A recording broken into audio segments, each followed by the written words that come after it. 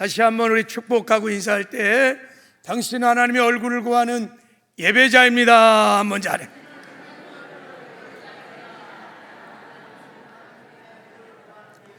자, 또 당신은 복음으로 사람을 살리고 키우는 제자입니다. 우리 한번 자.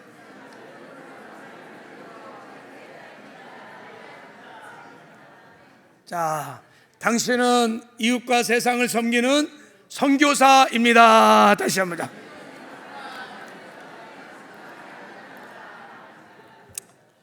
할렐루야.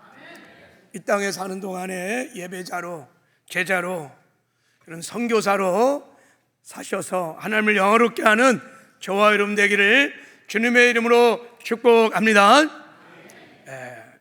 오늘부터 다시 마태복음 강해를 시작하면서 오늘 본문 말씀을 중심으로 간음에서 거룩함으로 라는 제목으로 하나님 말씀을 선포하도록 하겠습니다. 리차드 포스터라는 사람이 여러분 이런 책을 썼어요. 돈, 섹스, 권력이라는 책을 썼는데 이 책은 우리 사회 대표적인 범죄들이 어디서 오는가를 잘 설명해 주고 있습니다. 리차드 포스터는 오늘 사회에 일어나고 있는 대표적인 범죄들이 거의 다 이 세 가지 때문에 일어난다는 거예요. 돈, 그러니까 소유욕, 욕심 때문에. 두 번째 섹스, 정욕 때문에. 그리고 권력, 명예욕 때문에 일어난다는 거예요. 그런데 그 중에서 섹스, 성적인 타락의 문제가 가장 심각하고 가장 파괴적인 것이라고 진단을 합니다.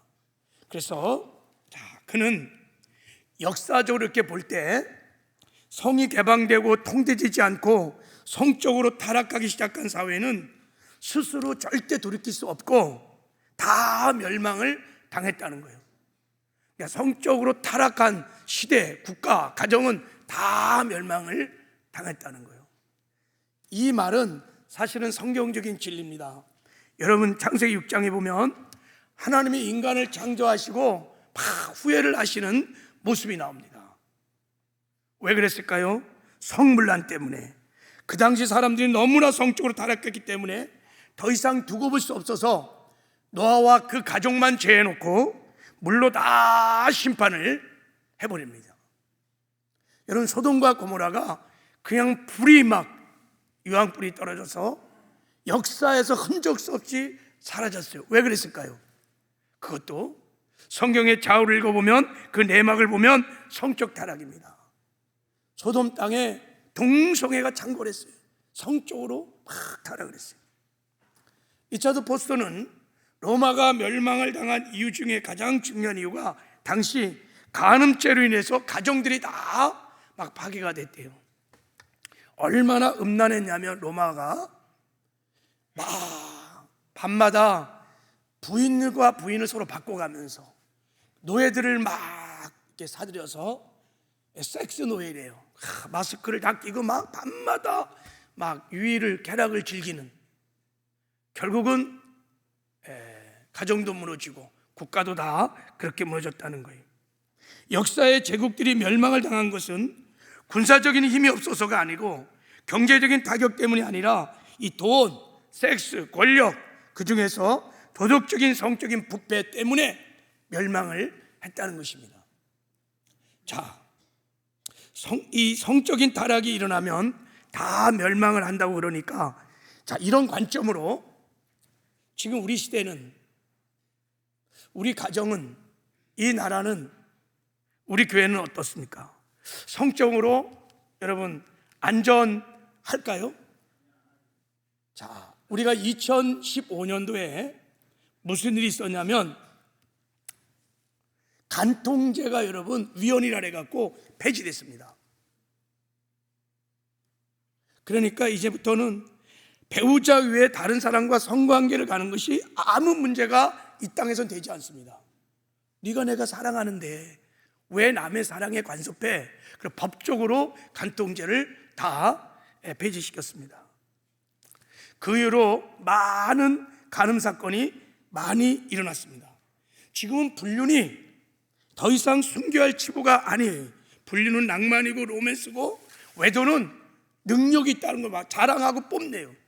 요즘은 여러분 이런 뭐 불륜 외도를 막 권장해요. 자랑, 친구끼리 모여서 내 실력 있다, 능력 있다. 이거 못하는 게 바보야. 자, 요즘 청소년들, 우리 청년들 혼전 순결 이런 말 이미 구닥다리가 된 이야기입니다. 요즘 청년들 혼전 순결 별 관심이 없어요. 사랑하면 성관계를 할 수 있다는 것은 뭐고 당연한 거 아니야? 우리가 서로 사랑하는데 쌍방에 또 이렇게 동의하고 사랑할 수 있다, 성관계 할 수 있다 그럽니다. 한 연구기관에서 연구해 봤더니 지금 대학생 10명 중에 7명이 결혼 전 성관계는 필수적이다라고 답을 해준 거예요. 야, 지금 우리가 살아가고 있는 이 시대의 실상입니다. 여러분 다음 세대들이 얼마나 지금 이 성에 노출됐는지 모릅니다. 매일마다 터져나오는 텔레그램 딥페이크 사건을 여러분 잘 아실 것입니다. 지인들의 얼굴을 음란물에 합성시켜서 막 진짜처럼 만들어갖고 음란물을 막 유포시키는데 그 피해자가 누구냐면 자기 반의 친구, 여자들, 어떤 데는 자기 친누나, 어머니까지 막 등장해갖고 지인들의 얼굴을 합성해서 음란물을 만들어갖고 막 즐기는 거예요. 이게 지금 여러분 지금 청소년들의 성경험의 평균 연령이 13.6세라고 그럽니다. 야, 스마트폰 하나만 있으면 그냥 몇 초 사이에 여러분 음란물에 그냥 접속할 수 있어요. 주민등록번호 하나 딱 따갖고 그냥 접속합니다. 지금 대한민국 수도 서울에서 매년마다 동성애자들이 모여서 퀴어 축제를 합니다. 저렇게 벌거벗고 막 거리를 활보하고 이제 계속해서 차별금지법이 제정을 위해서 막 압박을 얼마나 거세게 압박하는지 모릅니다. 정말 불안한, 언젠간 우리나라도 동성애가 합법화될 날이 올 것 같다는 이 불안감을 떨칠 수가 없습니다. 지금 학교 현장에서 남녀 외에 제3의 성을 가르칩니다. 하나님 분명히 남자와 여자를 창조해 성은 딱 2가지예요. 그런데 3번째 성이 있다는 거예요. 그 성을 네가 선택할 수 있는 권리가 있다고 가르칩니다. 얼마나 혼란스러운지 몰라요. 자, 문제는 교회입니다. 예수를 믿는 사람은 어떨까?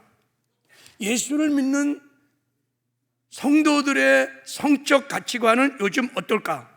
조사를 해보니까 세상 사람과 별반 차이가 없다는 거예요.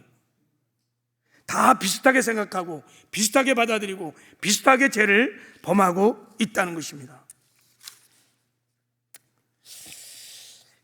이 통계가 좀 오래된 통계인데 국민일보와 하이패밀리가 공동으로 543명 크리스찬을 대상으로 크리스찬 기혼 남녀 성생활 실태 조사를 조사를 했는데 크리스찬의 10명 중에 6명을 사랑하면 언제든지 성관계를 가질 수 있다라고 생각을 한대요.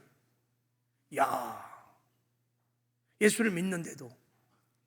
그리고 실제 30%가 외도를 한 경험이 있다는 거예요.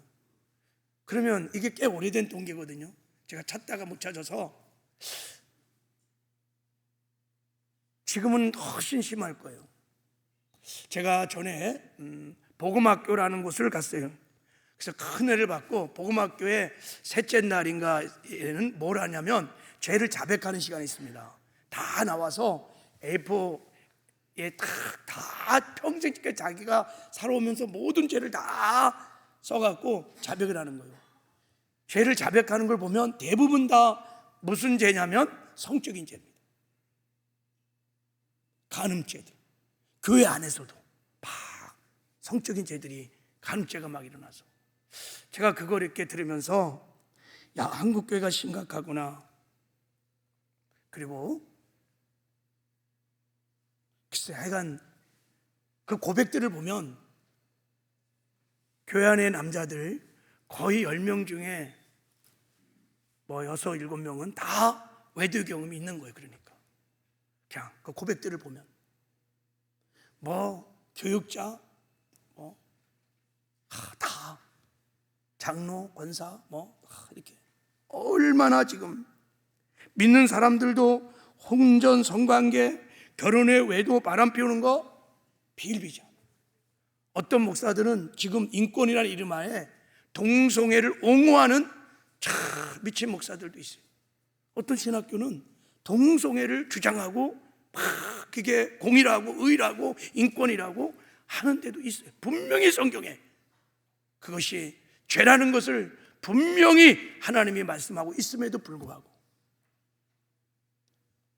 여러분 이렇게 성이 개방되고 자유화된 이 시대에 간음하지 마십시오, 혼전 순교를 지키십시오, 거룩하십시오, 이런 설교는 굉장히 불편한 성교입니다. 말씀을 전하는 저도 불편하고 아마 듣는 여러분들도 이 성적인 얘기를 하면 불편할 겁니다. 별 인기가 없어요.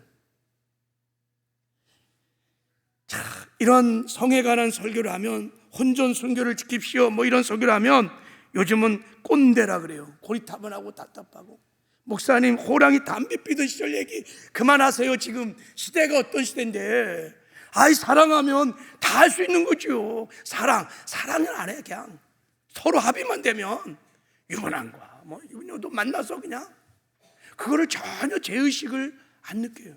그런 이런 시대에 막 혼전 순교를 거룩하십시오 그러면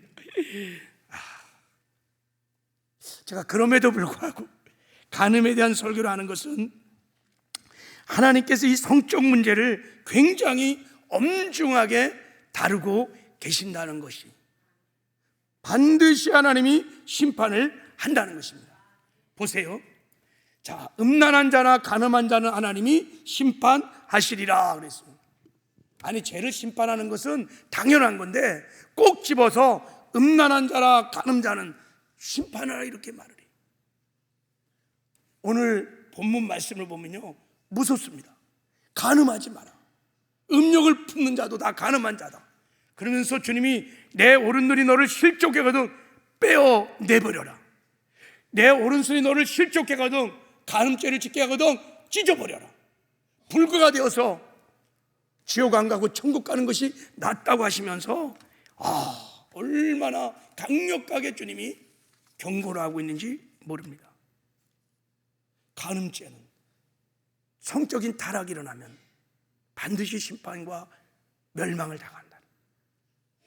그렇다면 오늘 이처럼 성적으로 문란한 이 세상을 하나님은 얼마나 오래 두실까? 지금 이 시대는 음란함으로 멸망을 당한 소돔과 고모라보다 더 타락했으면 타락했지 덜하지는 절대 안 그럴 것입니다. 사실 우리는 하나님의 말씀으로 이 시대를 진단해 보면 하나님의 임박한 진노가, 하나님의 임박한 심판이, 그 위기감이 정말 떨칠 수가 없어요. 우리는 빨리 회개하고 잃었던 거룩함을 회복해야 될 줄 믿습니다. 여러분 아멘이십니까? 그래서 우리는 이런 말씀의 잣대를 가지고 이 시대를 보면서, 우리 삶을 보면서, 우리 가정을 보면서, 우리 자녀들을 보면서 정말 위기감을 가지고 오늘 주님이 말씀하시는 간음하지 말라고 하는 이런 메시지를 두렵고 떨림으로 들어야 될 줄 믿습니다. 지금 이 메시지가 꼭 들어야 할 메시지인 거예요. 제가 지난주에 설교를 준비하면서 간음하지 말라, 저렇게 막 강력하게 말씀하시는 주님의 마음을 좀 묵상해 봤어요. 주님의 마음. 왜 이렇게 주님이 저렇게 단호하게 음란의 죄들을 저렇게 책망하시면서 저렇게까지 거룩함을 요구하실까? 그 주님의 마음이 어떨까 하고 묵상을 하면서 설교를 준비하면서 저도 설교를 하면서 소원이 있었어요. 기도 제목이 있었어요.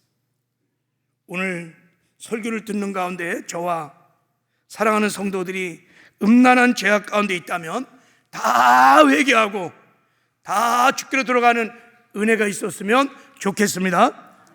이 소돔과 같이 타락한 음란한 세대에 죄를 이기고 거룩함을 살아낼 수 있는 은혜가 있기를 바랍니다. 그리고 특별히 우리 자녀들, 다음 세대들, 이들은 무방비 상태로 지금 성적인 음란함에 완전히 노출돼서 그냥 공격을 받고 있어요. 저희들이 살았던 이 어린 시절, 청소 시절하고 너무 판이 달라요. 어떻게 이 음란한 세대에 거룩한 삶을 살아낼 수 있을까? 우리 자녀들이, 우리 다음 세대들이 너무 안타깝고 또 미안하고, 왜냐하면 우리 기성세대들이, 아비세대들이 만들어 놓은 환경이 그냥 물려받아서 그들은 그냥 음란에 그냥 폭풍 가운데 지금 다 노출되어 있어요. 그래서 우리 다음 세대를, 자녀들을 위해서 하나님, 우리 자녀들이 정말 거룩한 삶을 살게 하여 주시옵소서. 충고해야 되겠다는 그런 마음이 저에게 있었어요. 오늘 여러분, 주님의 마음으로 저도 설교하고 여러분도 주님의 마음으로 말씀을 듣고 주 안에서 큰 은혜가 있기를 주님의 이름으로 축복합니다. 자, 오늘 본문 말씀을 보면 예수님 먼저 간음죄가 무엇인지를 먼저 설명을 하십니다.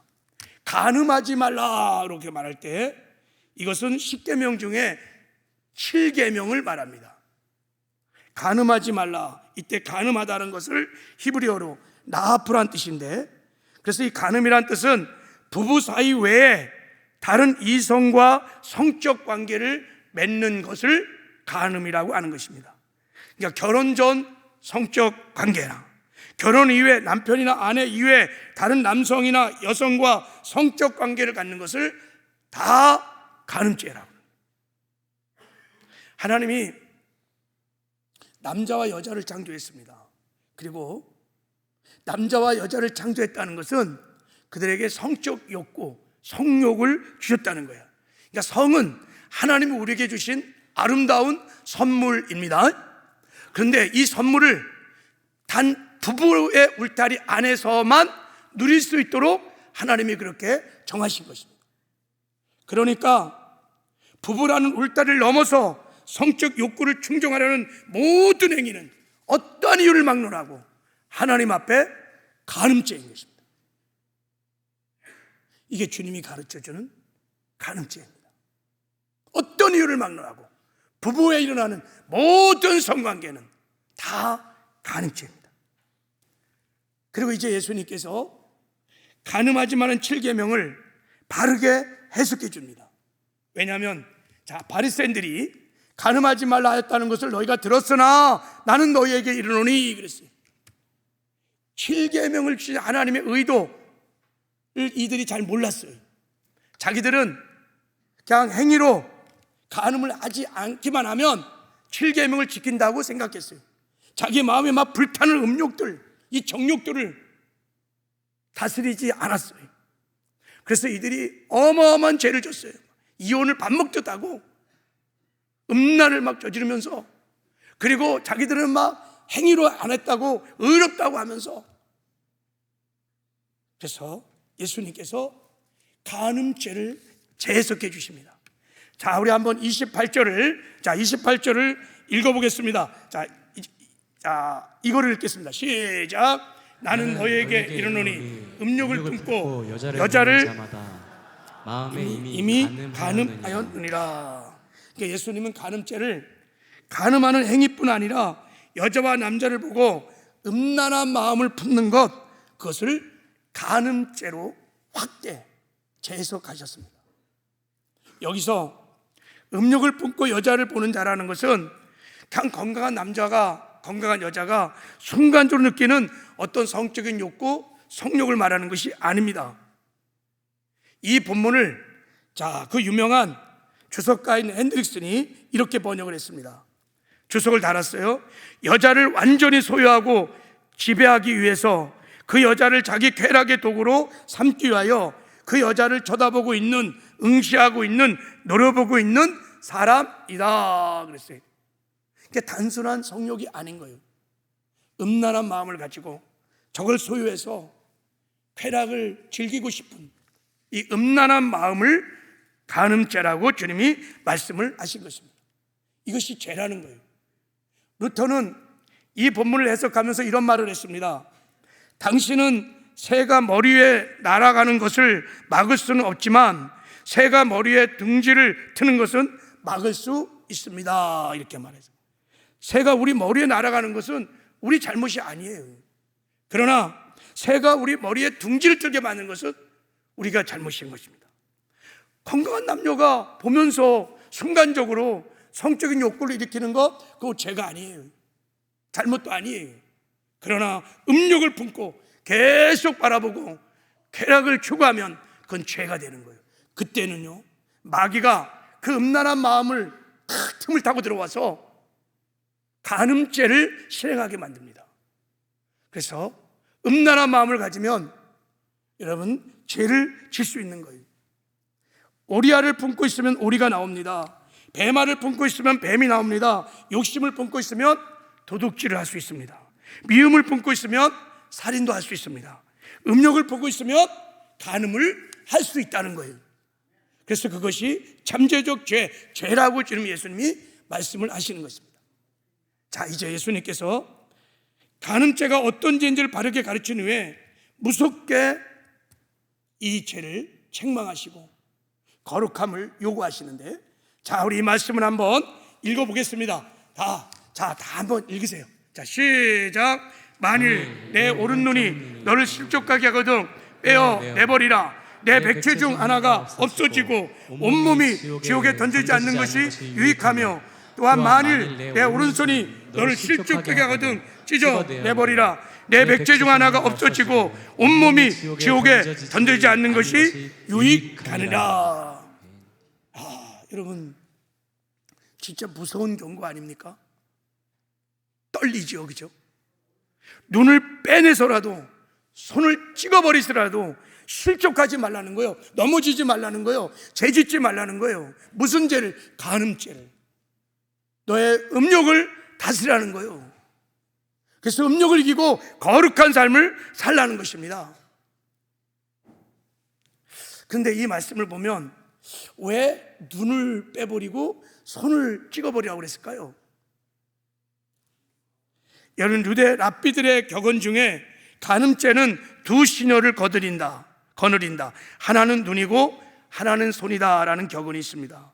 그러니까 성적인 충동에 막 못 이겨서 막 음욕을 푼 눈으로 막 바라보는 거예요. 이렇게 음욕을 뿜은 눈으로 막 바라봐. 그럼 마귀가 정확하게 알아요.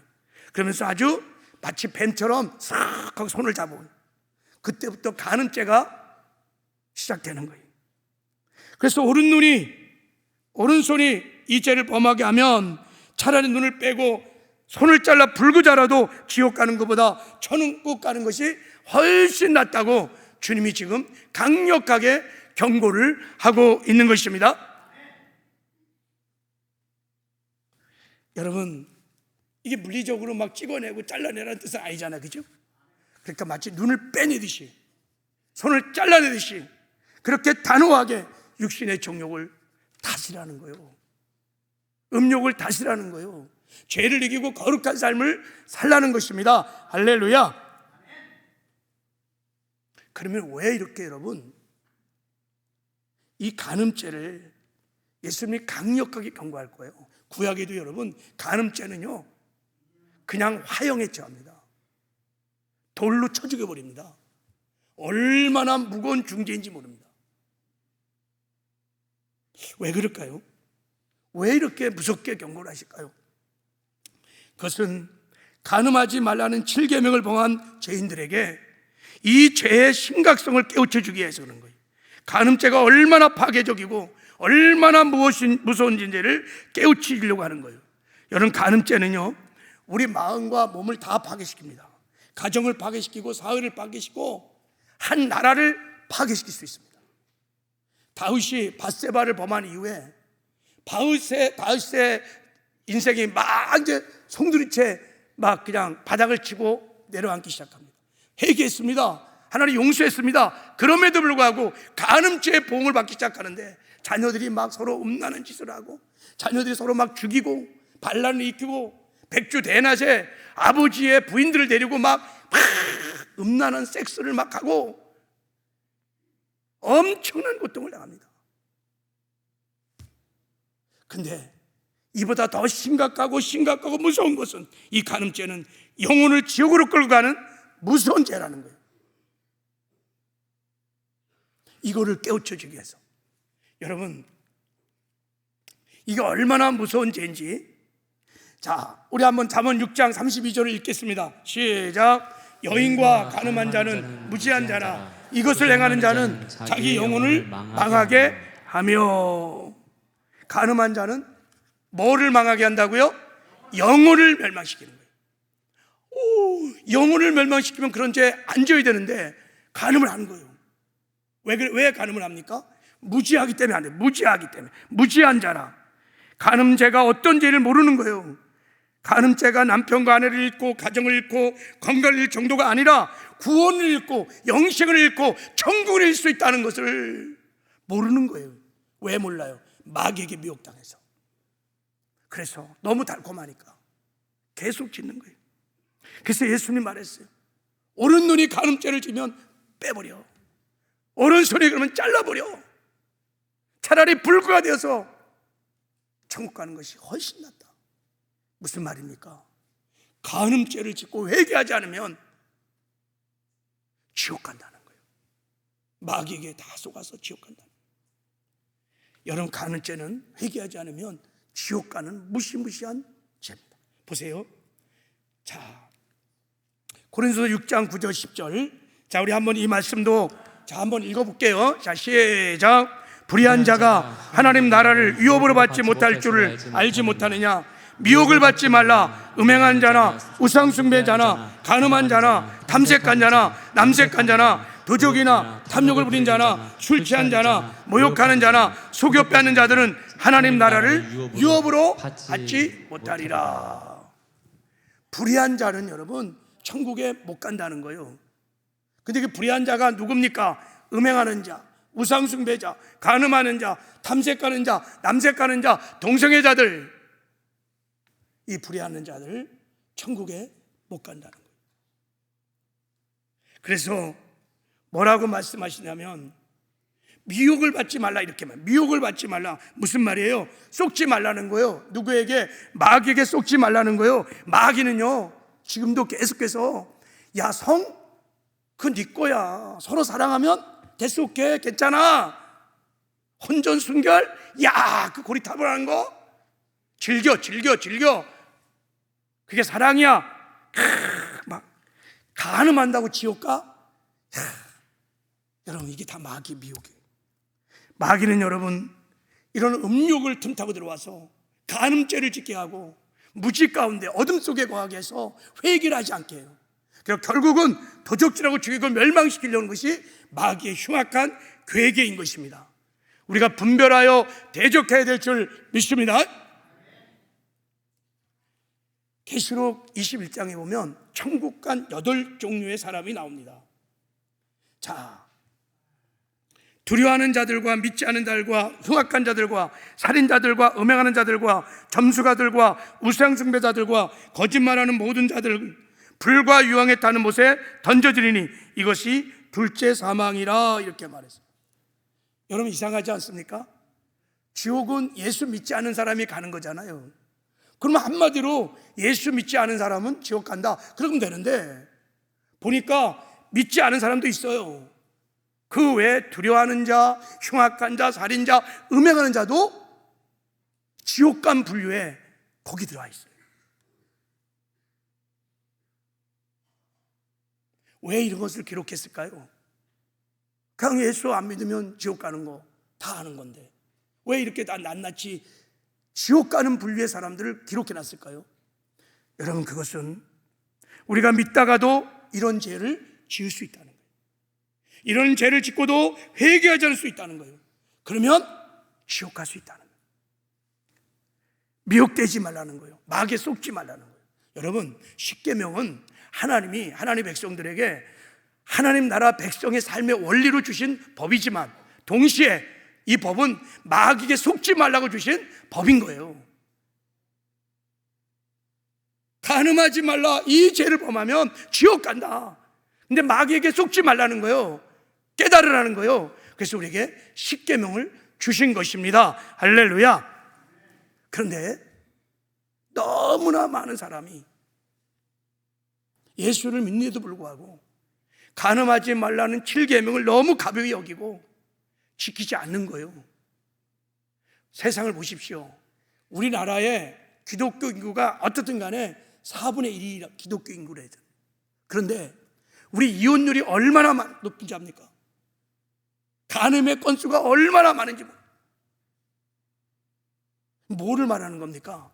이 7계명을 굉장히 우습게 가볍게 여긴다는 거예요. 세상 사람은 그렇다 치고 우리 예수 믿는 사람은 어떨까요? 정말 이 계명을 지키기 위해서 내가 거룩한 삶을 살기 위해서 죄와 싸우기까지 피해까지 싸우며 여러분 거룩을 몸부림치고 있습니까? 아까 통계 보셨죠? 예수 믿는 사람들도 혼전 성관계 사랑하면 다 할 수 있어. 결혼 후에 외도 바람 괜찮아. 여러분 무엇을 말하는 것입니까? 이 계명을 우리가 너무너무 가볍게 우습게 여기고 있는 거예요. 다 미혹입니다. 이게 얼마나 무서운 죄인지를 다 파괴시킵니다. 회개하지 않으면 계속해서 기름 부음이 제한되고 이 간음죄가 해결되지 않으면요 우리의 삶에 자녀의 우리의 하여간 삶에 그 기름 부심이 다 차단돼서 영적 어둠 상태에 그대로 다 물려 있습니다. 하나님이 분명히 말씀하십니다. 모든 사람과 더불어 화평함과 거룩함을 따르라. 이것이 없이는 주를 볼 수 없다는 거예요. 거룩함으로 단장하지 않고 너희들이 다시 오실 신랑 예수님 맞이할 수 없다는 것입니다. 그래서 예수님이 단호하게 말씀하시는 거예요. 눈 빼버려. 손 간음죄를 진다면 잘라버려라. 그런 강철 같은 의지로 너의 음욕을 다스리고 죄와 구별된 거룩한 삶을 살으라고 얘기를 하는 거예요. 주님이 복음을 다 선포하고 로마서 8장 13절에 이렇게 말했습니다. 자, 한번 읽어보겠습니다. 시작. 너희가 육신대로 살면 반드시 죽을 것이로되 영으로서 몸의 행실을 죽이면 살리라. 할렐루야. 여러분 육신을 따라 살면 죽어요. 이게 복음의 결론이에요. 죽을 수 있다는 거예요. 왜 여러분 간음죄가 지옥 가는 죄일까? 왜 이렇게 하나님이 이게 죄를 이렇게 중벌로 다스릴까요? 자, 이 간음죄는 다른 죄와 다르게 굉장히 특이한 점이 있습니다. 자, 마가복음 5장 9장 5절에 보면 부부가 이렇게 만나서 가정을 이루면 한 몸이라 그래요. 한 몸. 세상 사람들은 그냥 둘이 살다가 그냥 만나서 그냥 가정을 이룬 거라 하지만 하나님은 연합된 한 몸이라고 말합니다. 그래서 자, 음란은 음행을 피하라. 사람이 범하는 죄마다 몸 밖에 있거니와 음행하는 자는 자기 몸에 죄를 범한다 이렇게 말했어요. 그러니까 음란죄는 몸의 죄를 범하는 거야. 자, 이게 무슨 말이냐면 자, 내가 어느 아내와 간음을 했어. 간통죄도 없으니까 서로 눈 맞아갖고 외도를 했어. 그러면 그 죄가 그 아내의 머리가 누구냐면 남편이 남편의 머리는 누구냐면 그리스도시에요. 그러니까 여러분 그 아내와 간음한 것이 남편에게도 죄를 범한 것이고 하나님께도 죄를 범한 것입니다.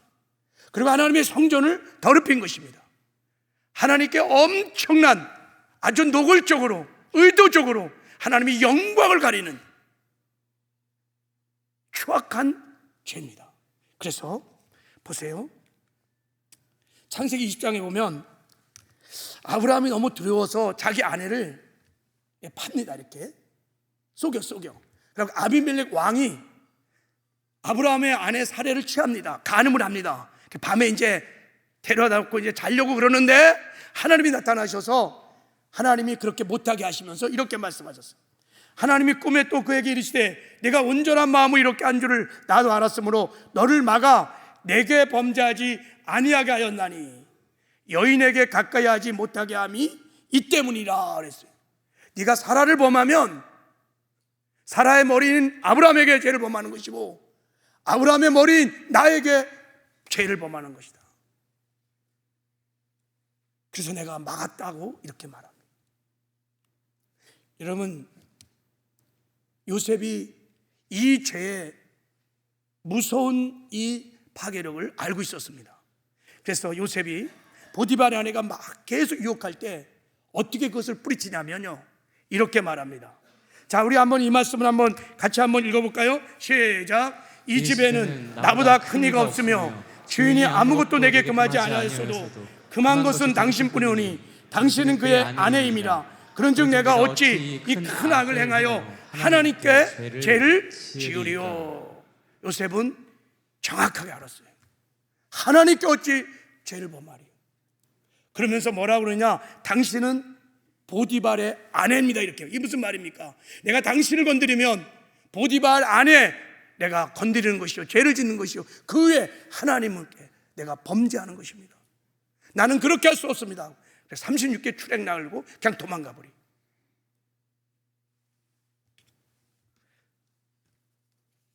여러분, 이 간음죄는 그래서 은밀하게 어둠 속에 짓는 죄들이기 때문에 회개도 잘 안 합니다. 다른 죄들은 막 해결해요. 그리고 이 죄는 몸에 지는 죄이기 때문에 반드시 회개할 때 하나님 잘못됐어요, 용서해 주세요, 그래서 죄사함이 일어나는 죄가 아닙니다.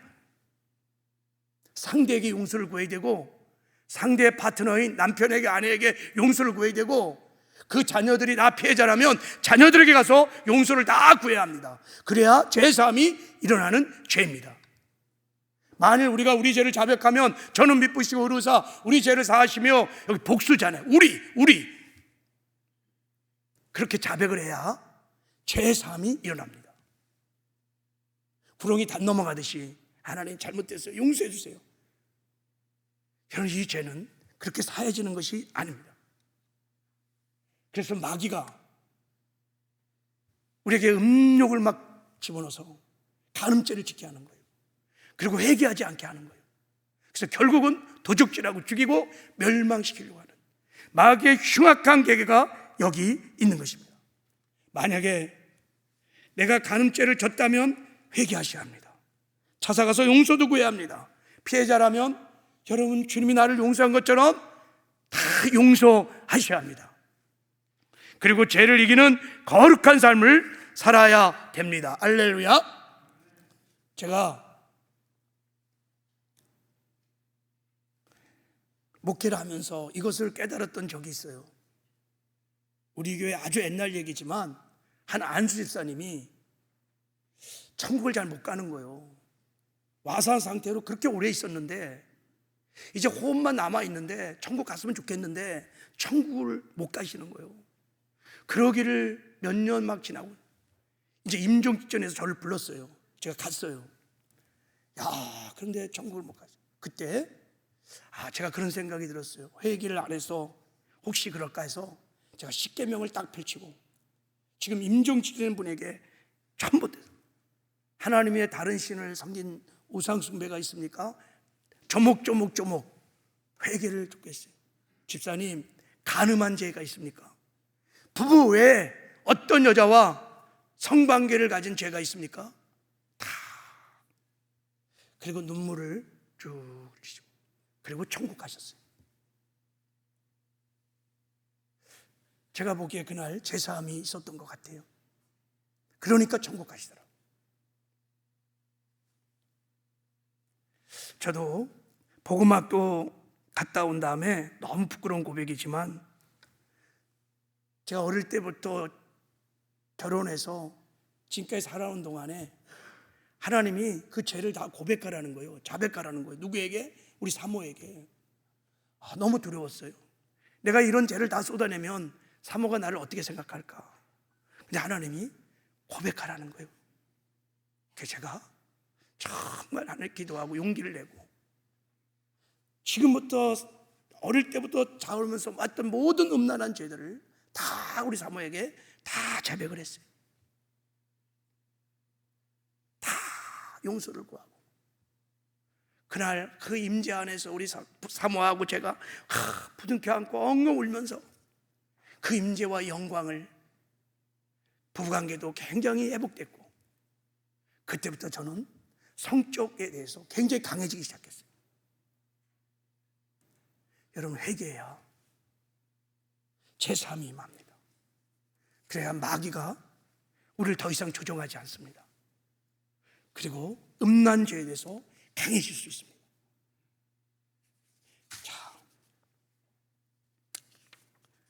이제 마지막으로 여러분, 음란한 세상에서 어떻게 우리가 이 간음죄를 이기고 거룩한 삶을 살아낼 수 있을까 하는 거예요. 이제 전제 다시 한번 말씀드립니다. 혹시 내가 간음죄 가운데 지금 있다면 빨리 회개하고 돌이키셔야 합니다. 그게 사망의 길입니다.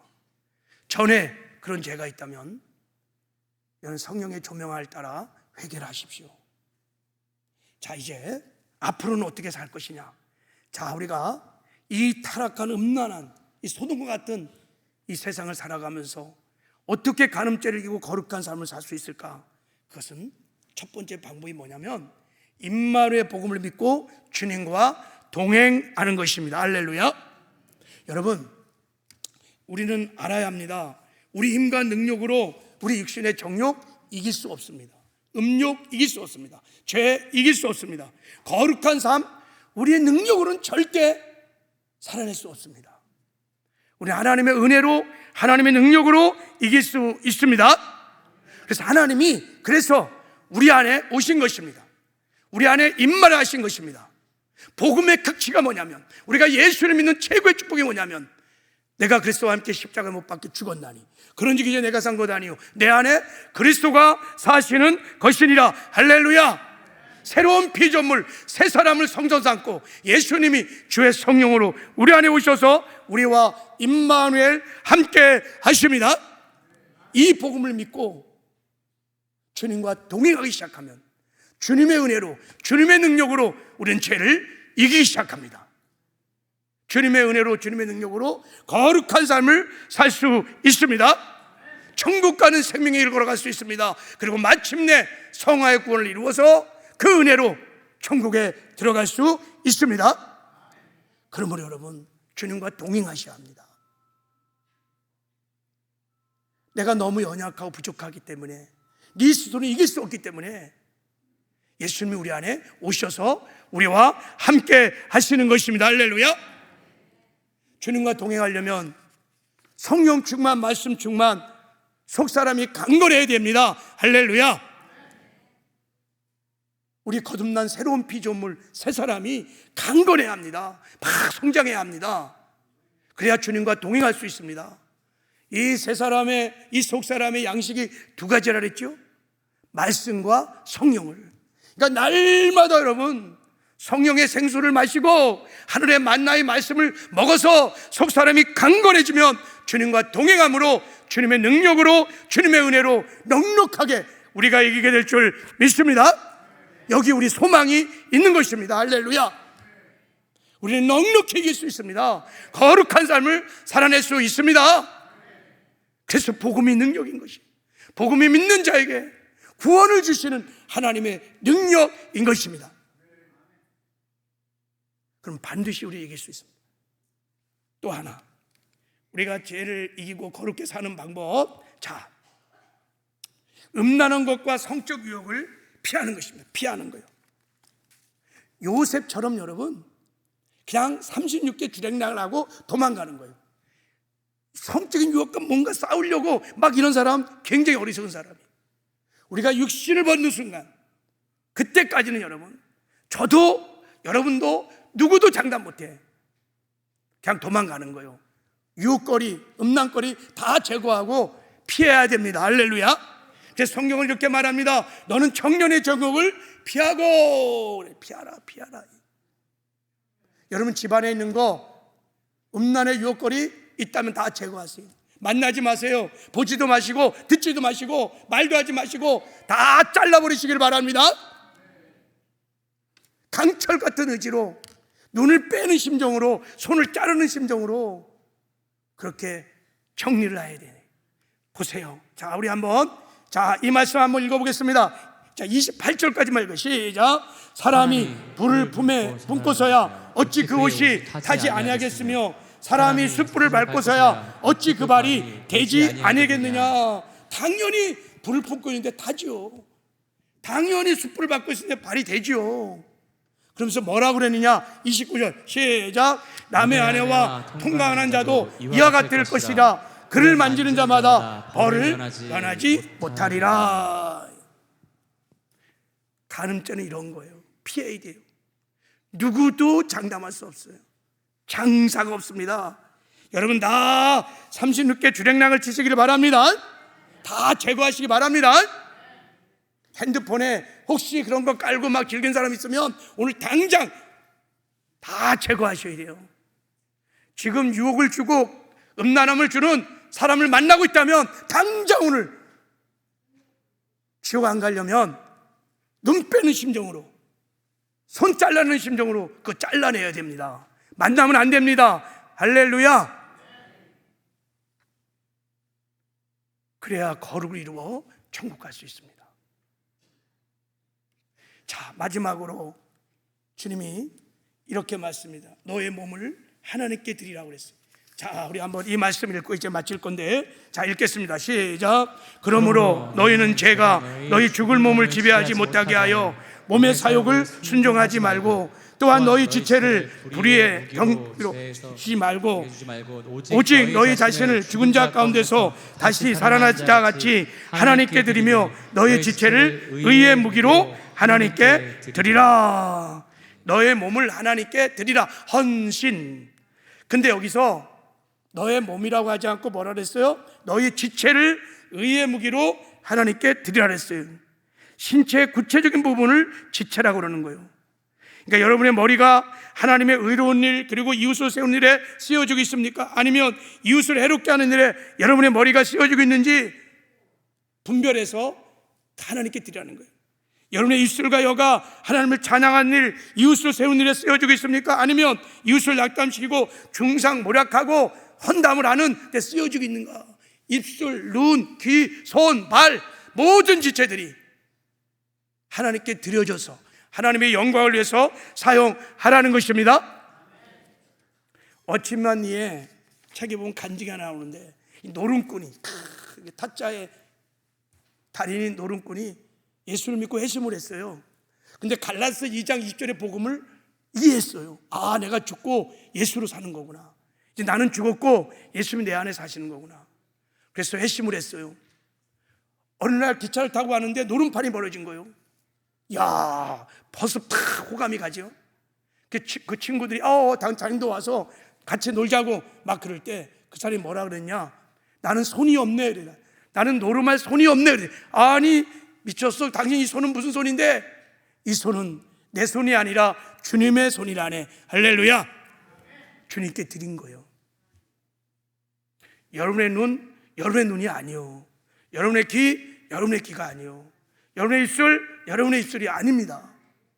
주님의 눈을 가지고 음란한 것들을 막 보겠습니까? 이 노름꾼의 이 핵심된 이 사람처럼 여러분이 그렇게 다 주님께 드려진 것이다. 이런 믿음을 가지면 우리가 이기게 될 줄 믿습니다. 할렐루야. 자, 이제 우리 한번 말씀을 붙들고 기도하는 시간을 좀 갖기를 원하는데,